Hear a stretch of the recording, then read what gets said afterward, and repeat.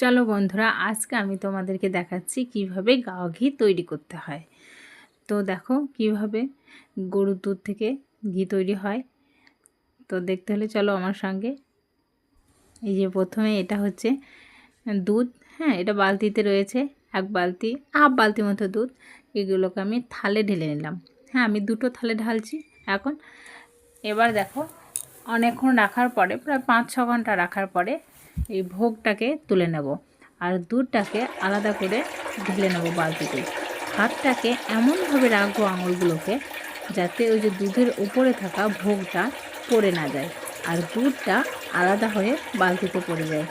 ঠিক এইভাবে একটু সাবধানে বের করে নিতে হবে দুধটাকে, আর ভোগটাকে রেখে দিতে হবে থালাতে, যাতে করে দেখো এই একটা থালা আমি করলাম, তারপরে আবার একটা থালাতে রেখেছি, সেই থালাটাকেও করব। দেখো আস্তে আস্তে তোমরা দেখতে থাকো, একটু সাবধানে করতে হবে, নইলে কিন্তু ভোগটা পড়ে যাবে বালতি দুধের মধ্যে।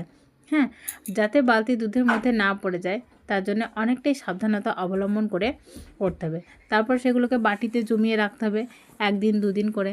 যাই হোক, নিজের পরিমাণ মতো যখন হবে, যে আজকে করা যায় ঠিক আমার 2 বাটি মতো হয়েছে, তো আজকে আমি এটাকে গলিয়ে নেব।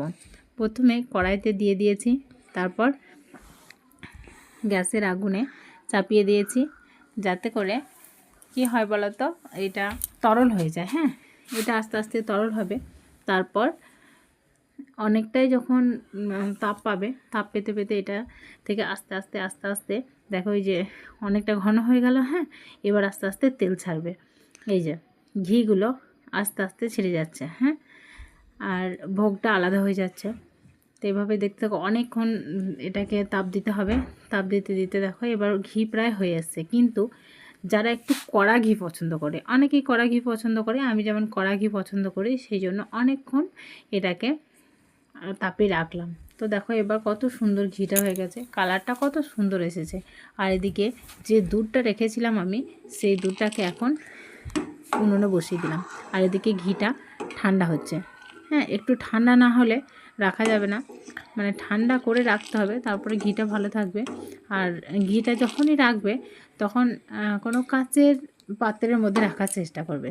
যদি কাচের পাত্রের মধ্যে রাখা হয় তাহলে ঘিটা কিন্তু সব সময়ের জন্য ভালো থাকে, অনেক দিন পর্যন্ত রাখতে পারবে। আর যেহেতু কড়া করে নিয়েছি আমি ঘিটা, তো অনেক দিন পর্যন্তই ভালো থাকবে। দেখো আমি এবার ঠান্ডা হয়ে গেছে, ঘিটা হালকা হালকা জমে গেছে। তো আমি এটাকে এখন কাঁচের বয়ামের মধ্যে ভরে রাখছি। এই যে কত সুন্দর হয়েছে। অসংখ্য ধন্যবাদ তোমাদেরকে দেখার জন্য। তোমরা পারলে এভাবে